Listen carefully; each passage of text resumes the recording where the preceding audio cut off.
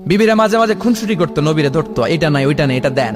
একবার সব বিবিরা টাইট করে ধরছে, ও নবী আয়েশার ঘরে যেদিন থাকেন সাহাবারা বেশি হাদিয়া পাঠায় কেন, আমাদের ঘরে যেদিন থাকেন পাঠায় না কেন? কালকে জুমার নামাজের পরে ঘোষণা দিবেন সবার ঘরে সমান সমান হাদিয়া। নবী কয় আমি হাইতান্ন। ও মিয়া, কে হাদিয়া দিবে, কটুক দিবে, এটা কি ইমাম সাহেবের কাজ? ইমাম সাহেবের বাসায় কে কোন দিন কি খাওয়াবে, কি গিফট দিবে, এটা তো যে গিফট দিবে তার ব্যাপার। বিশ্বনবী বললেন আবু বকরকে সবাই ভালোবাসে, তাই আবু বকরের মেয়ের ঘরে যেদিন আমার ডেট পরে থাকার সময় ওই দিন হয়তো বেশি হাদিয়া পাঠায়, তোমাদের ঘরে পাঠায় না। আমার বলার কোনো সুযোগ? বিবিরা কয় না, আপনারে বলতেই হবে। নবী কয় আমি পারবো না। বিবিরা কয় পারবেন। ইন দ্য মিন টাইম দরজার উপর থেকে কে যেন সালাম দিল, আসসালামু আলাইকুম ওয়া রাহমাতুল্লাহ। বিশ্বনবী বললেন ওয়া আলাইকুম আসসালাম।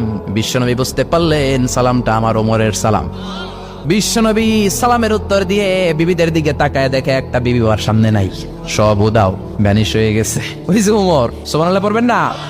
এই জন্য ওমরকে শয়তানও ভয় পেত। আমার মেয়ে, একটা মাত্র মেয়ে, খাইতে চায় না। শুধু আমার মেয়ে না, অধিকাংশ বাচ্চাদের এই অবস্থা। ওরা আম্মু এদিক দিয়ে খাওয়ায়, আবার দৌড় দেয়, আবার আমি খাওয়াই, আবার কান্নাকাটি করে, বলে গল্প শোনাও, তাইলে খাবো।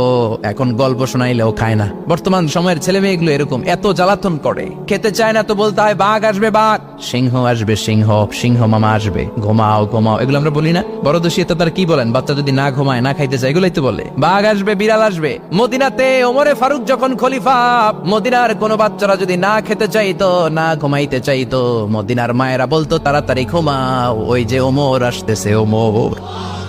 কি শাসক ছিলেন সাইয়েদনা ওমর! সবাই সমান, উনার বিধান, উনার রীতি সবার জন্য সমান। মদ খাওয়ার অপরাধে নিজের কলিজার টুকরা ছেলে আবু শাহমাকে 80টা বেত মেরেছে। হাদিসটা দাঈফ, তবে শিক্ষা আছে আমাদের জন্য। 80টা বেত মেরেছে।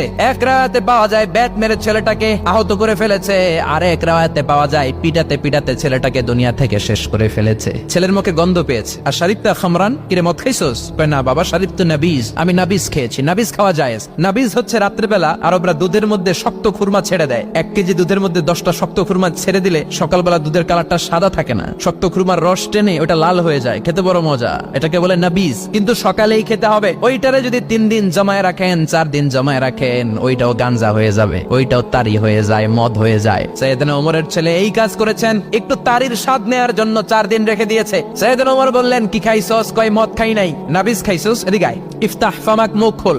করার পরে মুখের সামনে নাক নিয়ে গন্ধ দেখে মদের গন্ধ, কলারটা ধরে মসজিদে নববীতে নিয়েছেন। ইন দা মিন টাইম মসজিদে নববীতে জোহরের নামাজ হয়। নিজের ছেলেকে মসজিদে নববীর উস্তুয়ানা বলে, উস্তুয়ানাতু মসজিদুন নববী, মসজিদে নববীর পিলারে বেঁধেছেন। যেহেতু উনি খলিফা, মসজিদে নববীর ইমাম, জোহরের নামাজের ইমামতি করলেন। সালাম ফিরালেন, আসসালামু আলাইকুম ওয়া রাহমাতুল্লাহ, আসসালামু আলাইকুম ওয়া রাহমাতুল্লাহ। সালামের পর বললেন মাকানাকুম ইনদানা হাদ, সুন্নতের পর বসে যাবে।